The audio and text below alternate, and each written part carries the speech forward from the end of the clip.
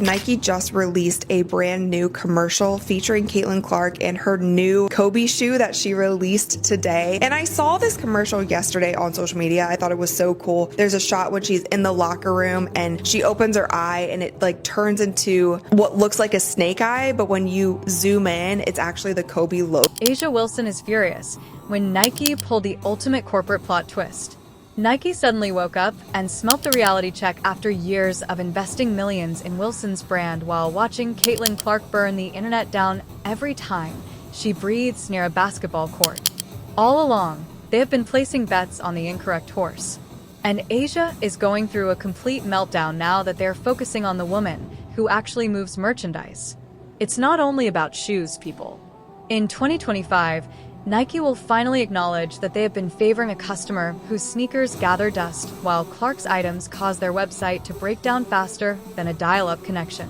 Nike finally delivers Caitlin Clark PE. Is this the first Caitlin Clark exclusive Nike commercial since she's entered the WNBA? I know she's made a cameo here, she's made a cameo there, she was featured as part of this rollout here, featured as part of this rollout there, but is this our first official Caitlin Clark solo commercial since she has joined the WNBA? Let's talk about numbers since, despite what your ego may say, math is always accurate. Indeed, back in May, A'ja Wilson's Nike A1 sneakers sold out in 5 minutes.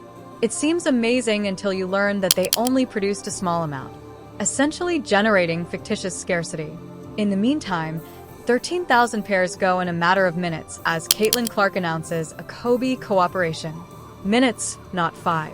Caitlin Clark and Nike are officially dropping Caitlin Clark's Indiana Fever player-exclusive Kobe 5s in just a couple weeks. So this shoe was first seen being worn by Caitlin and was thought to be a colorway made just for her up until just a couple days ago, where Nike's official images of the shoes got leaked and the announcement was made saying that everyone will now have a chance to wear. The Nike website didn't simply become slower. It essentially gave into the army of Caitlin Clark. On the secondary market, resale values rapidly skyrocketed to $350.00 to $600.00. Clark's goods doesn't simply sell out when it first hits the market. Because of the feeding frenzy it causes, Black Friday appears to be a casual yard sale. Well, I don't think I'd be in the wrong to say Caitlin Clark's Kobe is the sneaker of the week, and everyone's focus is mostly on this one. If you really wanted that shoe, I hope you put your footwork in, because there's supposedly only 13,000 pairs of sneakers at this point. Combine that with a really high resale value, I expect this shoe to be a relatively difficult comp. But my hope seriously is that with Caitlin Clark's sneaker coming out, that this sets a precedent and we might see other exclusive player edition Kobe's drop for the public. This is where things get hot, though. A'ja received the full princess treatment from Nike, which dedicated 2 solid years to creating her own brand. Personal design input, unique logos, etc. They allowed her to include words from her grandma, Celtic symbols for her parents, and enough personal touches to turn it become a laces-adorned family album. Look, these things is some fire. I'm telling you, where there's smoke, there is fire, and these things is hitting so hard. And who got a bot? Who a shoe plug? Because I need 2 pairs. I need one for the sneaker wall, and I need one for my feet, because these things is hitting right here. No, I don't want to pay $600 on Go. While wearing Kobe hand-me-downs that sell Wilson's handmade creations by margins that would make a mathematician cry, Caitlin Clark is still waiting for her genuine signature shoe. Wilson received all she asked for and more from Nike.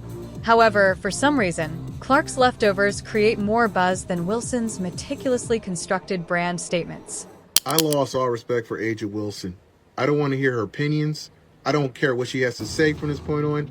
When you keep a Nike deal 2 years in secret while you're spewing all that crazy stuff about Caitlin Clark in the Time magazine, read it. Read what she said in the Time magazine. Yet you had a Nike deal the whole entire time. Subscribe if you're enjoying it. Let's also talk about the obvious problem. A'ja Wilson's self-centeredness. This woman has been running for attention as if she were a candidate for basketball president. She received her signature sneaker and conversation-starting personalized logo. Translation: No one understands it. Malia Obama directed her Nike ads, yet she still acts as though she owes the world something. Clark, meanwhile, simply shows up, plays hoops, and unintentionally turns into the most marketable player Nike has seen since Michael Jordan. Clark is gaining respect by packing arenas and crashing websites without even trying, whereas Wilson is out there demanding it. So it's finally here. Caitlin Clark sneakers from Nike is finally dropping. She was signed to them last year, and the sneakers is a year late in my opinion, but nonetheless I'm excited because these sneakers is finally coming out. But what does annoy me a little bit is that this is a collaboration with Kobe. Now, Kobe, respect to Kobe, the legend, rest in peace, great basketball player. But in my opinion, Caitlin Clark is a big enough star, and she's creating her own legacy. So I feel like, at least for her first sneaker, it shouldn't be a collaboration with any other player, dead or alive, in my opinion. I feel like Caitlin should have, for her first shoe, had her own original design just for her, no collab. The most amusing aspect is that Nike genuinely attempted to make this work. They extended Wilson's contract by more than $20 million, developed whole marketing campaigns centered around her diamond-in-the-rough persona, and promoted her narrative more aggressively than a commission-driven used car salesperson. However, what Caitlin Clark possesses naturally cannot be produced. Without them having to put in any effort, Clark became Nike's most valuable asset as soon as he signed her to an 8-year, $28 million zero deal. She receives millions of dollars in free advertisement each time she takes the court while sporting Nike gear. Wilson needs storylines, production crews, and meticulously constructed tales. Clark simply must be there. And all this was done while the shoes being developed, while the collection's being done. To demonize Caitlin Clark and try to label her as a privileged white girl that's getting all the privileges, even though she earned everything she got. This ain't about color. This is about good and bad. And I find this a little evil. I find this evil. This is beyond bad, because you had the ability to speak up and say, hey, everybody, relax. Don't get on Caitlin Clark. She got a shoe deal. That's cool. I got one too. Mine's taking a little bit, but it's going to come out. Just be patient. She could have came out and said that, but she didn't. Since the market impact is where Wilson's illusions collide with harsh reality, let's discuss it. Caitlin Clark's economic impact in Iowa alone was projected to be $82,500,000 pennies. It's not a typo. $82,500,000 from a single player in a single state. Her impact goes beyond basketball and into the realm of sheer cultural phenomena. As they were busy attempting to get A'ja Wilson to appear as if she were some sort of basketball fetch from Mean Girls, Nike officials are likely cursing themselves for not noticing that the female Michael Jordan was sitting right there.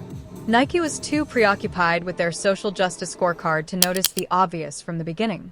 Jordan Rogers, the former director of marketing for Nike Basketball, publicly criticized his former employer for squandering the Caitlin Clark opportunity. They had to be shamed by an ex-insider to realize what everyone else could see. They were forcing a different story on the public while disregarding the fact that Clark was the golden goose. While they were busy attempting to make Wilson the face of women's basketball rather than embracing the real face of women's basketball, Nike stock fell to its lowest level in 5 years. Nike did not fumble Caitlin Clark. It takes years and years of research and development and building and designing and trialing and erroring to build a custom shoe line. Caitlin Clark has played in only Kobe 5s and Kobe 6s almost exclusively for like the last 3 or 4 years.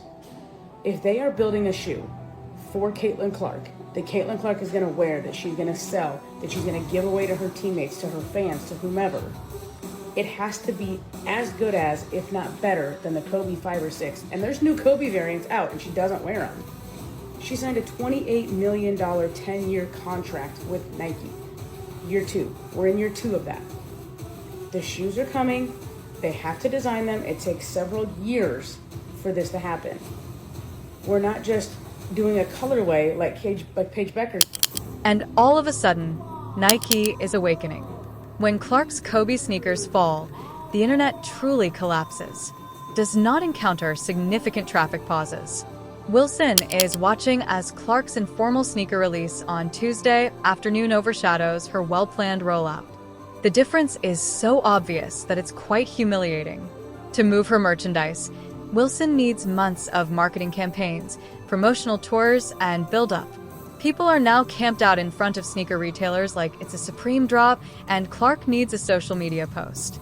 However, this is what has truly twisted Asia. At last, Nike is admitting what everyone else has known. Clark sells more than just shoes. Dreams are what she sells. The message is very clear. The market has communicated with its wallets. Asia Wilson is yesterday's news attempting to remain relevant in the game of tomorrow, while Caitlin Clark represents the future.